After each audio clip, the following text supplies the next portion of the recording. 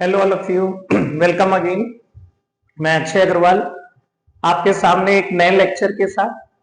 आज 17 सितंबर का दिन मैं अपने प्रैक्टिस सेट के पार्ट 3 के संग आज आगे बढ़ूंगा। हमारा प्रैक्टिस सेट 4 जो टीजीटी, पीजीटी और एलटी प्री के पूरी तरीके से सिलेबस पर बेस्ड है। जैसे हम लोगों ने पिछले टेस्ट पेपर किए और इस टेस्ट पेपर के 2 पार्ट किए हैं, 25-25 क्वेश्चन दोनों पार्ट में, उसी तरीके से हम प्रॉपर एक्सप्लेनेशन के साथ और रिलेटेड क्वेश्चंस के साथ आगे बढ़ते हैं। आज का सिलसिला बढ़ाते हैं क्वेश्चन नंबर 51 से। इस क्वेश्चन पेपर टेस्ट पेपर का पार्ट 3। देखिए आज का पहला क्वेश्चन है, a partner who allows the partnership form to use the name. एक ऐसा पार्टनर जो सिर्फ अपना नाम इस्तेमाल करने के लिए इजाजत देता है, वो कोई कैपिटल भी नहीं लगाता है और किसी तरीके से प्रॉफिट में शेयरिंग भी नहीं करता, उसको क्या बोलते हैं? नॉमिनल, डॉर्मेंट, सीक्रेट या स्लीपिंग पार्टनर। देखिए डॉर्मेंट और स्लीपिंग पार्टनर एक ही होता है। ये वो पार्टनर होता है जो कैपिटल लगाता है, प्रॉफिट भी लेता है, लेकिन मैनेजमेंट में पार्टिसिपेट नहीं करता। सीक्रेट पार्टनर वो होता है, मैंने पहले भी बताया है, जो कि कैपिटल भी कंट्रीब्यूट करता है, प्रॉफिट भी लेता है, लेकिन जिसका कनेक्शन पार्टनरशिप फॉर्म से छुपा कर रखा जाता है, बाहरी लोगों को उसकी जानकारी नहीं होती है। नॉमिनल पार्टनर जो सिर्फ नाम मात्र का पार्टनर होता है, वो अपना नाम यूज करने के लिए देता है कि आप मेरे को अपना पार्टनर अपनी फर्म में बता सकते हैं, ताकि नॉमिनल पार्टनर की गुडविल यूज करके कोई भी फर्म आगे बढ़ सकती है। ऐसा आप तभी कर सकते हैं जब उस पर्सन ने अपनी सहमति दी है, ऐसा करने की परमिशन, इजाजत दी है। नॉमिनल पार्टनर के ऊपर लाइबिलिटी बिल्कुल क्रिएट हो सकती है।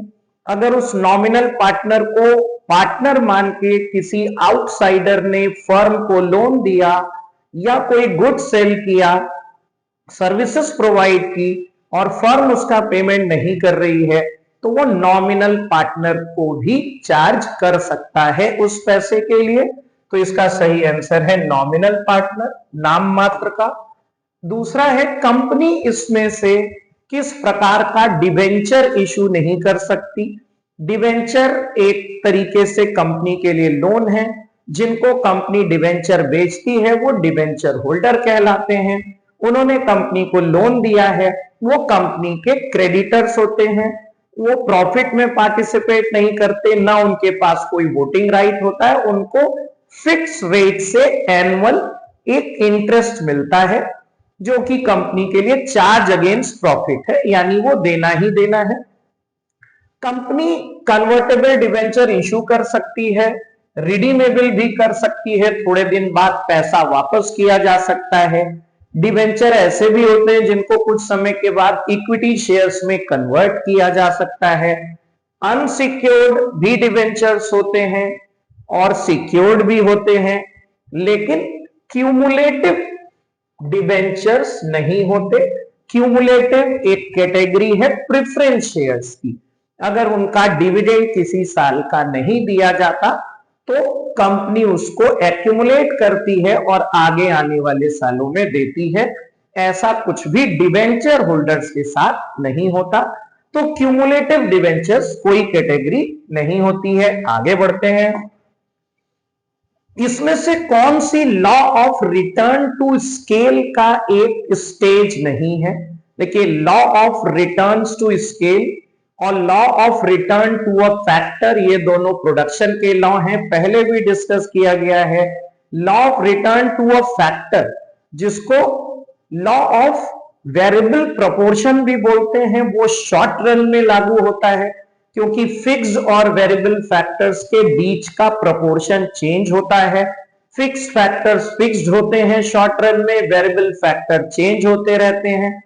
शॉर्ट रन के लॉ में निगेटिव रिटर्न आता है, इंक्रीजिंग रिटर्न आता है, डिमिनिशिंग रिटर्न आता है और निगेटिव रिटर्न आता है। Law of return to scale long run में अप्लीकेबल है। लॉन्ग रन में फिक्स्ड और वेरिएबल फैक्टर सेम प्रोपोर्शन में चेंज होते हैं। सपोज ये फिक्स्ड फैक्टर है और ये वेरिएबल है, अगर ये 1 है और ये 5 है, ये 2 होगा तो ये भी 10 हो जाएगा। इनके बीच का रेशियो चेंज नहीं होता, 1:5 है तो यहां भी 1:5 है। इसकी जो 3 स्टेजेस हैं, increasing return to a scale, constant return to a scale और diminishing return to a scale. Negative return जो है वो लॉन्ग रन में law of return to scale का हिस्सा नहीं है, तो इसका सही आंसर है निगेटिव रिटर्न। स्केल बदलने का मतलब पूरी प्रोडक्टिव कैपेसिटी को चेंज कर देना, घटाना या बढ़ाना। लॉन्ग रन में फिक्स फैक्टर्स भी कन्वर्ट हो सकते हैं। शॉर्ट रन में आपको प्रोडक्शन बढ़ाना है तो सिर्फ वेरिएबल फैक्टर्स ही चेंज हो सकते हैं। अगले क्वेश्चन पर बढ़ते हैं। नेट प्रॉफिट किसी कंपनी के इनकम स्टेटमेंट द्वारा दिखाया गया 2.5 लाख का प्रॉफिट है। ये कंपनी के लिए ट्रांजैक्शन है या इवेंट है या दोनों है या कोई नहीं है। बहुत साधारण सा क्वेश्चन है, पहले भी आया हुआ है, लेकिन इसमें गलतियां हो जाती हैं। ट्रांजैक्शन वो होता है चाहे आपने पैसा दिया हो या न दिया हो। Credit purchase, credit sales, cash purchase, cash sales, ये सारे ट्रांजैक्शंस हैं। ट्रांजैक्शन का जो एंड रिजल्ट होता है उसको इवेंट बोलते हैं। साल भर ट्रांजैक्शन के बाद अंत में अगर प्रॉफिट आया, लॉस आया, क्लोजिंग स्टॉक बचा, उसको हम इवेंट बोलते हैं। बाकी सब ट्रांजैक्शन है। पिछले एग्जाम्स में ऐसा क्वेश्चन आया है और बहुत सारे लोगों ने इस आसान क्वेश्चन को गलत किया है, तो आपको ध्यान रखना है क्रेडिट ट्रांजैक्शन हो या कैश ट्रांजैक्शन हो, वो सारे ट्रांजैक्शन है। उसका जो एंड रिजल्ट होता है, जैसे प्रॉफिट कोई लेन देन नहीं है, ट्रांजैक्शंस का रिजल्ट है, तो ये एक इवेंट है। This is an event, profit का होना। अगले क्वेश्चन पर बढ़ते हैं। सिक्योरिटीज प्रीमियम कंपनी लॉ में साफ साफ बताया गया है कि सिक्योरिटीज प्रीमियम जो कि एक कैपिटल प्रॉफिट है, कैपिटल रिजर्व का हिस्सा है, उसका आप क्या इस्तेमाल कर सकते हैं और क्या नहीं कर सकते। Buy back of share, writing off preliminary expenses, fully paid up bonus shares, इन सारी चीजों के लिए सिक्योरिटीज प्रीमियम के पैसे का इस्तेमाल किया जा सकता है। गुडविल को राइट ऑफ करने के लिए कंपनी सिक्योरिटीज प्रीमियम का इस्तेमाल नहीं कर सकती है। मैंने पिछले लेक्चर्स में भी लिखाया है, आप बड़े आराम से सर्च कर लीजिए और एक जगह नोट बना लीजिए कि कौन कौन सी चीजों पर सिक्योरिटीज प्रीमियम का इस्तेमाल हो सकता है। साफ साफ कंपनीज एक्ट 2013 में मेंशन है, उसके अलावा आप कोई इस्तेमाल उसका नहीं कर सकते। अगला क्वेश्चन, मोनोपोली जो प्राइस डिस्क्रिमिनेशन करता है, अगर दो अलग अलग मार्केट में अलग अलग दाम पर बेचा जा रहा है या दो अलग अलग लोगों को अलग अलग दाम पर बेचा जा रहा है, तो उसको प्राइस डिस्क्रिमिनेशन बोलते हैं और वो भेदभाव का रूप होता है। प्राइस डिस्क्रिमिनेशन के लिए क्या आवश्यक है? दो अलग अलग मार्केट में अलग इलास्टिसिटी होनी चाहिए, अलग कॉस्ट हमारी होनी चाहिए, सप्लाई, क्वांटिटी डिमांडेड, क्या चीज अलग होना चाहिए। देखिए, प्राइस डिस्क्रिमिनेशन मोनोपोली में ही संभव है। पहले तो आपको यह ध्यान रखना, एक प्रश्न बनता है कि प्राइस डिस्क्रिमिनेशन कहां संभव है, कौन सी मार्केट में, तो यह सिर्फ मोनोपोली में ही संभव है। प्राइस डिस्क्रिमिनेशन का मतलब हुआ कि हम सेम चीज को सेम लागत पर ही बना रहे हैं, लेकिन दो अलग अलग लोगों को या दो अलग अलग मार्केट पे अलग अलग दाम पर बेच रहे हैं। कहीं पर उसका ज्यादा दाम वसूल रहे हैं, कहीं पर कम दाम वसूल रहे हैं। ऐसा तभी संभव है जब दोनों मार्केट की इलास्टिसिटी ऑफ डिमांड अलग हो। जहां लो इलास्टिसिटी है, लो इलास्टिसिटी ये साबित करती है कि प्राइस का ज्यादा असर क्वांटिटी डिमांडेड पर नहीं पड़ेगा, यानी अगर ज्यादा दाम भी वसूला जाएगा तो डिमांड में ज्यादा गिरावट नहीं होगी। ऐसी जगह पर हम एज अ मोनोपोलिस्ट ज्यादा दाम वसूल सकते हैं, और जहां इलास्टिसिटी हाई है यानी प्राइस से डिमांड बहुत तेज प्रभावित होती है, वहां पर हम कम दाम चार्ज करेंगे। तो इसका सही आंसर है दो अलग अलग मार्केट की मांग की लोच, लचीलापन यानी इलास्टिसिटी ऑफ डिमांड अलग अलग होना चाहिए। अगले प्रश्न पर आते हैं 57 पर।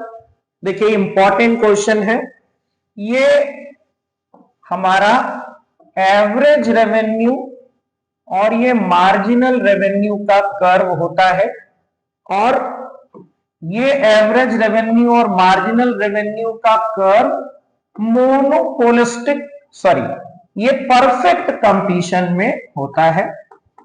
ये परफेक्ट कंपटीशन में होता है। क्वेश्चन आया है कि एआर और एमआर सेम किस में होता है? परफेक्ट कंपटीशन में। और एआर को ही प्राइस भी बोला जाता है और एवरेज रेवेन्यू को ही डिमांड कर्व भी बोला जाता है, ये आपको ध्यान रखना है।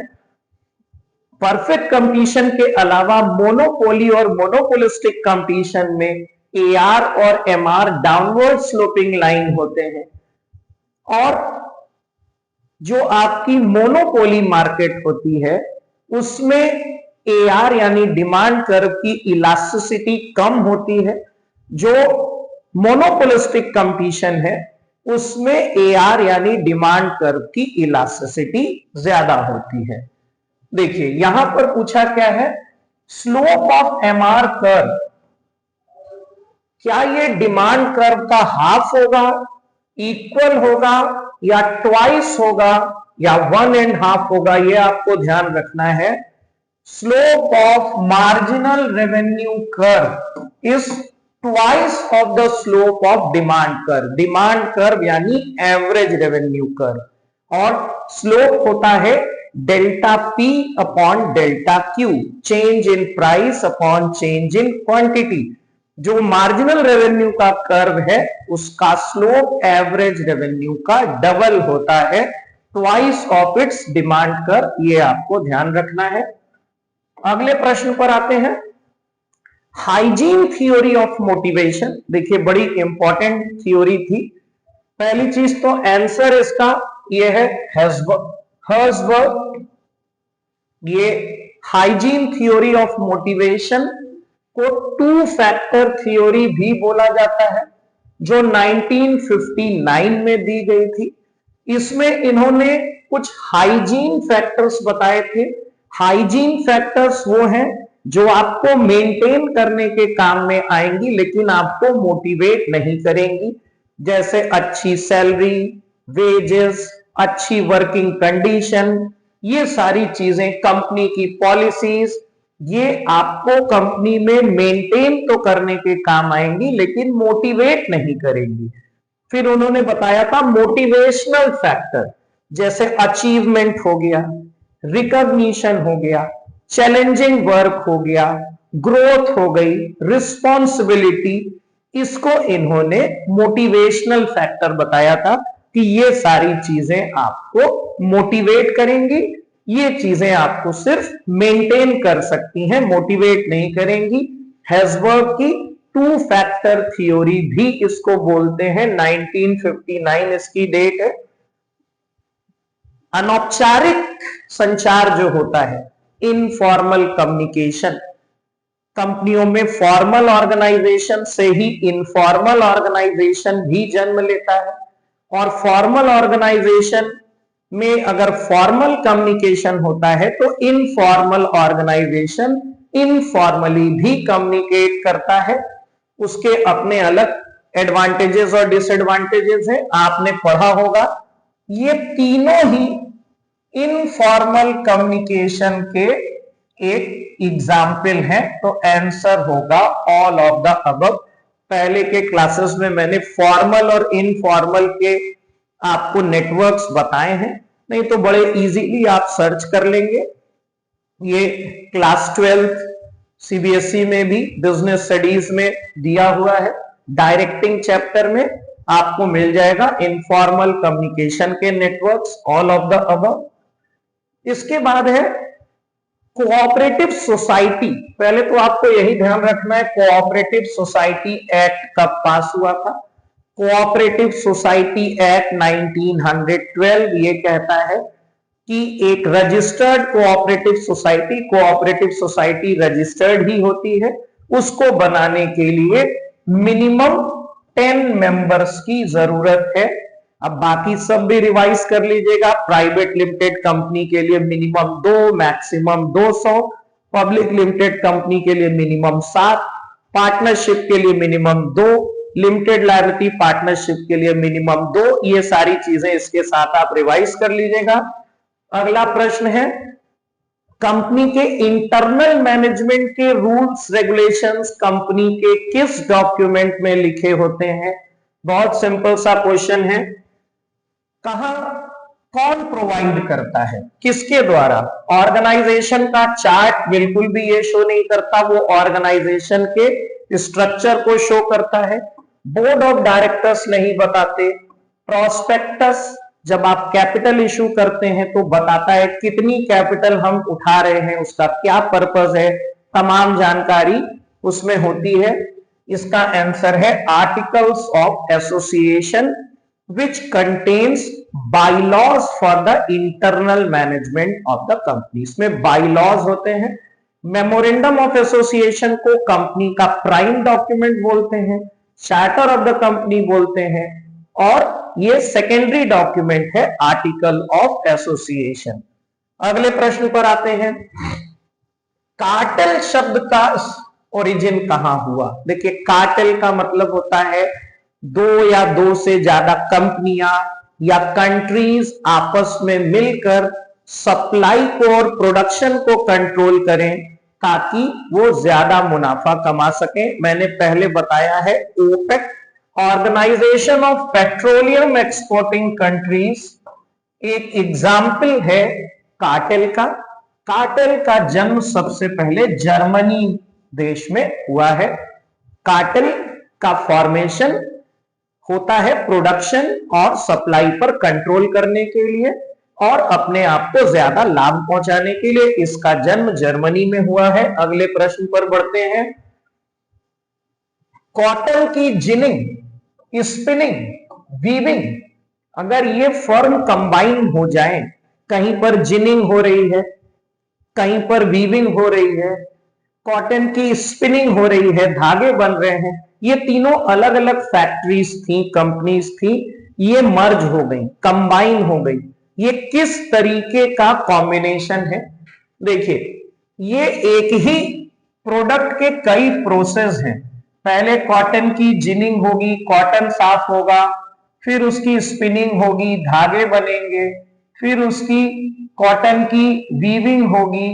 ठीक है, तो ये एक तरीके से एक ही प्रोडक्ट के अलग अलग प्रोसेस हैं, तो इसको बोलते हैं वर्टिकल कॉम्बिनेशन। ये डायरेक्शन वर्टिकल शो कर रही है, इसको बोलते हैं वर्टिकल कॉम्बिनेशन। अगले प्रश्न पर आते हैं। प्रोडक्ट, प्राइस, प्लेस और प्रमोशन, ये जो मार्केटिंग के फेमस 4 P's हैं, ये किसने दिया था, किसने इसको प्रोपाउंड किया था। Product, price, place, promotion. कहीं कहीं पर प्लेस की जगह फिजिकल डिस्ट्रीब्यूशन भी लिखा होता है, उससे कोई फर्क नहीं है। This was given by E.J. McCarthy, famous marketing specialist थे। इन्होंने सबसे पहले 4 P's के बारे में बताया था। Product mix, price mix, place mix और प्रमोशन मिक्स को मार्केटिंग में इंट्रोड्यूस किया था। अगले क्वेश्चन पर बढ़ते हैं। सिंपल सा क्वेश्चन है। डेप्रिसिएशन का वो कौन सा मेथड है जिसमें हर साल लगने वाला डेप्रिसिएशन एक समान होता है। देखिए डिमिनिशिंग बैलेंस में तो हर साल डेप्रिसिएशन भी कम होता है। रीवैल्यूएशन मेथड भी इसका आंसर नहीं है। इसका सही आंसर है annuity method.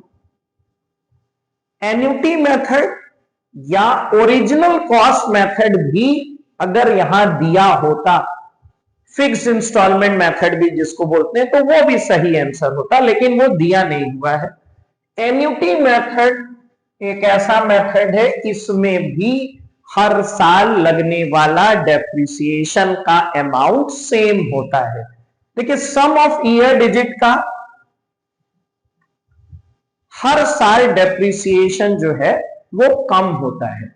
Some of year digits में डेप्रिसिएशन कम होता है। जैसे अगर कोई मशीन की लाइफ 5 साल है तो 5, 4, 3, 2, 1 इनको जोड़ लिया जाता है। अगर इनका जोड़ आ रहा है 15, तो पहले साल डेप्रिसिएशन लगेगा 5/15 और यहां पर मशीन की कॉस्ट। दूसरे साल 4/15 यहां पे मशीन की कॉस्ट। तो इसमें भी डेप्रिसिएशन हर साल कम होता है। इसका सही आंसर है एन्युटी मेथड। अगले प्रश्न पर आते हैं। The amount set aside as a charge against profit for a known liability, the amount cannot be determined with accuracy. Charge against profit वो होता है जो प्रॉफिट एंड लॉस अकाउंट में एक्सपेंसेस दिखा करके निकाला जाता है। कोई ऐसा अमाउंट जो नोन लाइबिलिटी के लिए हो लेकिन उसका अमाउंट अननोन हो, उसको क्या बोलते हैं? उसका सही आंसर है प्रोविजन। बैड डेट तो बिल्कुल अलग चीज है, डेटर से जब पैसा डूब जाता है। डेप्रिसिएशन भी नहीं है। Reserves are not charge against profit.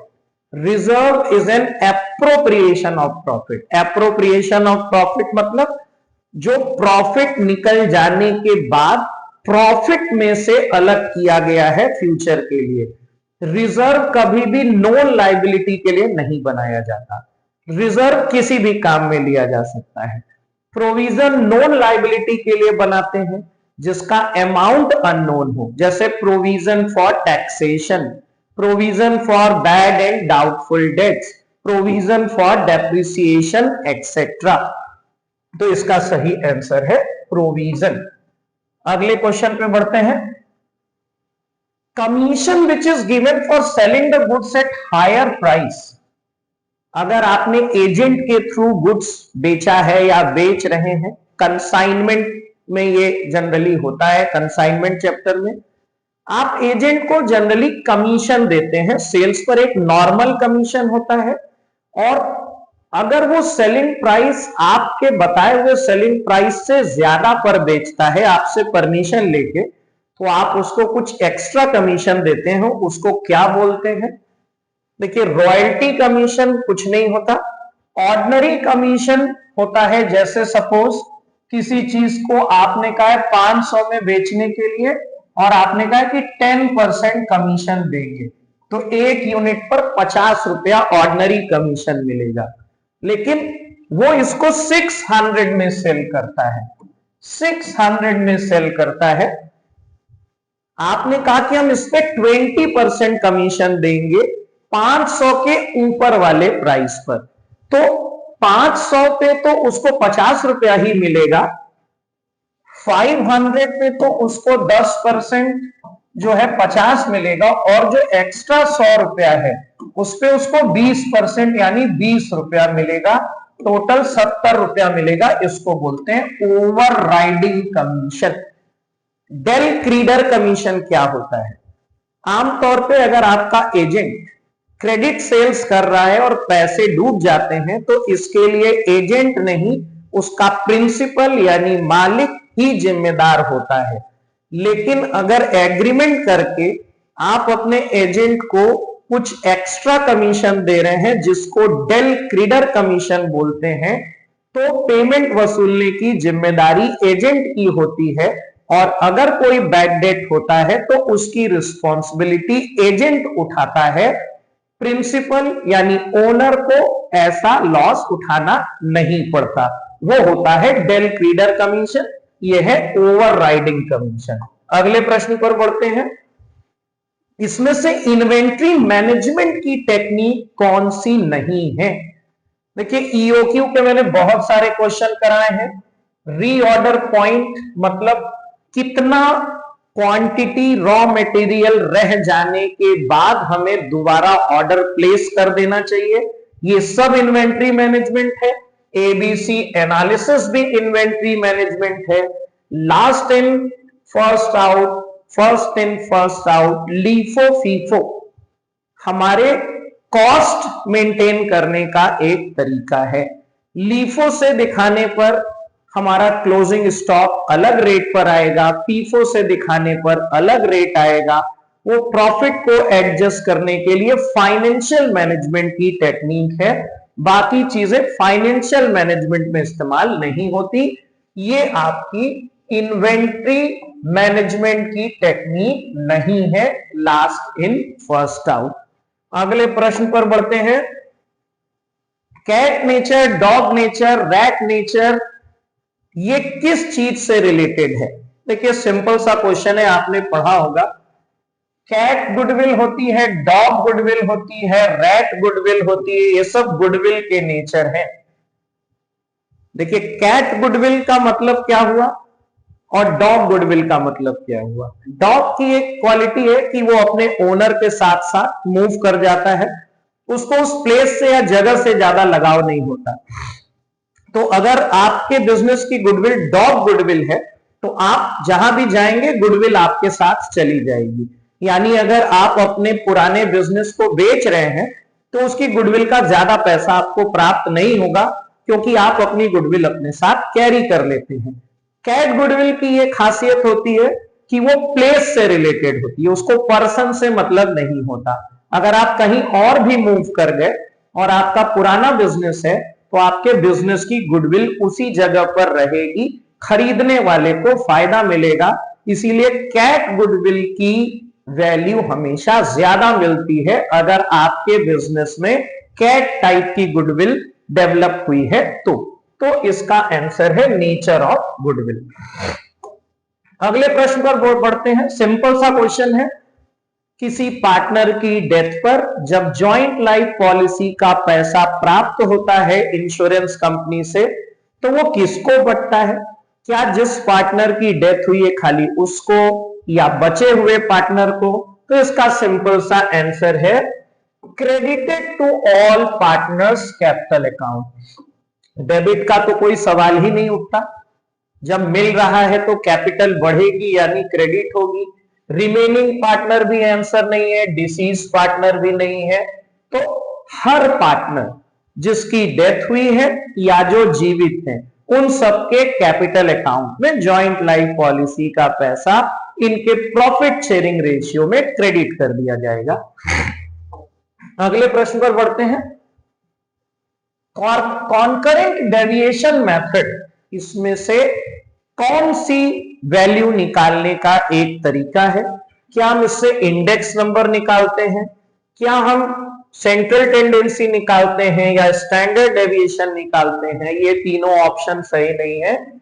Coefficient of correlation, correlation निकालने का आपने बहुत सारे जो तरीके पढ़े हैं, रैंक कोरिलेशन और बाकी तरीकों के अलावा कार्ल पियर्सन का आपने मेथड पढ़ा होगा, स्पीयर्समैन रैंक कोरिलेशन पढ़ा है।